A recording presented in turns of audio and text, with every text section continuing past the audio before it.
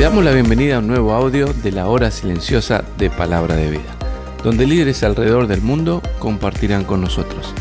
El día de hoy escuchamos a... Hola, mi nombre es Rubén Páez y junto a mi esposa Ana Julia servimos en la iglesia de la ciudad de Cinco Saltos, Río Negro, Argentina. Damos gracias al Señor por poder abrir su palabra y nos toca ir al capítulo 3 del libro de Jonás. Dice la palabra de Dios a partir del versículo 1 y lo vamos a leer completo. Vino palabra de Jehová por segunda vez a Jonás diciendo: levántate y ven Nínive, aquella gran ciudad, y proclama en ella el mensaje que yo te diré. Y se levantó Jonás y fue a Nínive conforme a la palabra de Jehová, y era Nínive ciudad grande en extremo, de 3 días de camino. Y comenzó Jonás a entrar por la ciudad, camino de un día, y predicaba diciendo: de aquí a 40 días Nínive será destruida. Y los hombres de Nínive creyeron a Dios, y proclamaron ayuno, y se vistieron de cilicio desde el mayor hasta el menor de ellos. Y llegó la noticia hasta el rey de Nínive, y se levantó de su silla, se despojó de su vestido, y se cubrió de cilicio, y se sentó sobre ceniza. E hizo proclamar y ayunar en Nínive por mandato del rey y de sus grandes, diciendo: hombres y animales, bueyes y ovejas, no gusten cosa alguna, no se les dé alimento ni beban agua, sino cúbranse de cilicio hombres y animales, y clamen a Dios fuertemente, y conviértase cada uno de su mal camino, de la rapiña que hay en sus manos. ¿Quién sabe si se volverá y se arrepentirá Dios, y se apartará del ardor de su ira, y no pereceremos? Y vio Dios lo que hicieron, que se convirtieron de su mal camino, y se arrepintió del mal que había dicho que les haría, y no lo hizo. En el capítulo 3 vemos que Dios nos da segundas oportunidades, porque se las dio a Jonás, como así también se las dio a los ninivitas. El capítulo comienza diciendo: vino palabra de Jehová por segunda vez a Jonás. Dios ya le había encomendado algo a Jonás en el capítulo 1, y él había desobedecido, llevando sobre sí las cicatrices de las consecuencias de sus malas decisiones.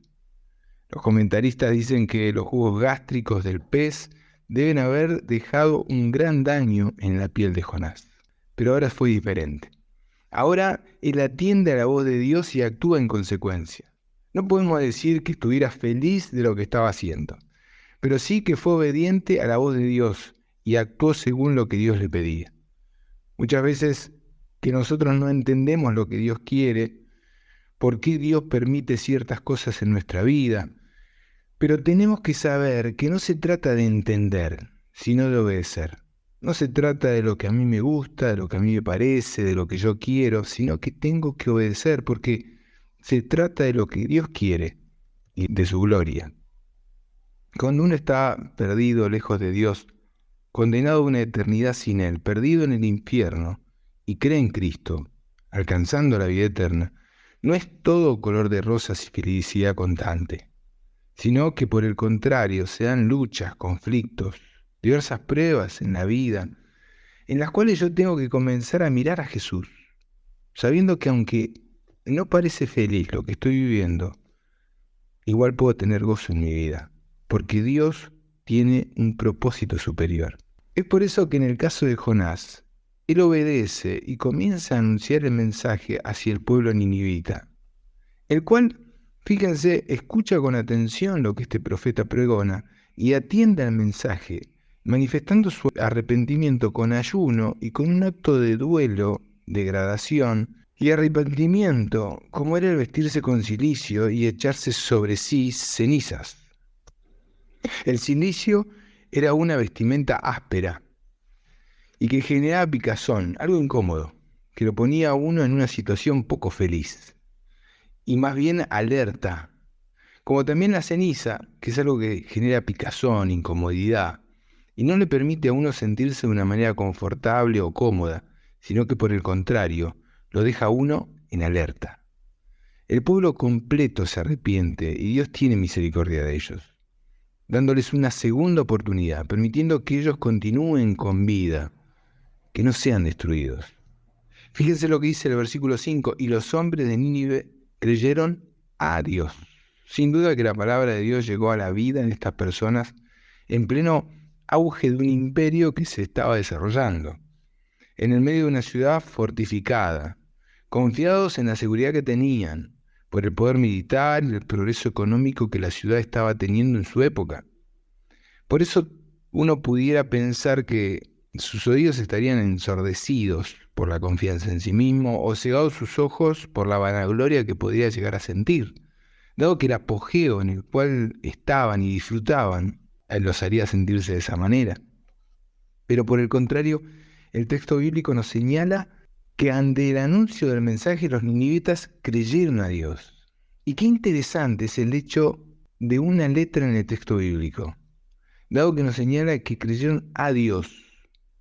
No solamente creían en Dios, sabiendo de su existencia, sino que a Dios y de lo que Él les estaba diciendo, a su palabra, a la profecía que su siervo les estaba trayendo. Cuando yo tenía 15, 16 años recuerdo escuchar de parte de mi abuelo estas palabras. No es lo mismo creer en Dios, en su existencia, dado que la mayoría cree en eso, sino que a Dios y lo que Él nos dice. Qué diferente es cuando prestamos atención a su palabra, y como el salmista, allí en Salmo 19, podemos encontrar en ella tantos beneficios para nuestra vida. Pero el texto no queda ahí, sino que en el versículo 10 dice, y Él vio, hablando de Dios, Él vio. Él está constantemente observando nuestras vidas. ¿Y cómo es nuestra reacción? A Él no se le pasa desapercibido lo que nosotros hacemos, lo que nos pasa, lo que sentimos. Por el contrario, Él observa y su misericordia y su amor es tan grande que en su bondad y su gracia nos da oportunidades para que nosotros podamos arrepentirnos y volvernos de nuestro mal camino, que nosotros podamos reflexionar y volver a ordenar aquello que está desordenado, que no se condice con la vida de un hijo, de una hija de Dios, con alguien que dice creer en Cristo y por otro lado le da la espalda. Es importante que nosotros nos demos cuenta de esa mano que Cristo nos extiende en cada momento, para que podamos tomarnos de ella y ser rescatados para una nueva vida, del error, del fracaso, para comenzar nuevamente, con una página nueva en nuestro cuaderno, a fin de que Él nos trace el camino, y no nosotros, que Él nos trace el camino por el que debemos andar. El Señor nos ayude a continuar meditando en su palabra, a fin de crecer en el conocimiento de ella, para que creamos a Dios, sabiendo que Él nos ve, y podamos aprovechar las oportunidades que nos da. Que el Señor nos bendiga. Gracias por escucharnos. Recuerda que este audio no reemplaza tu tiempo a solas con Dios. Te animamos a que escribas tus aplicaciones personales. Hasta mañana.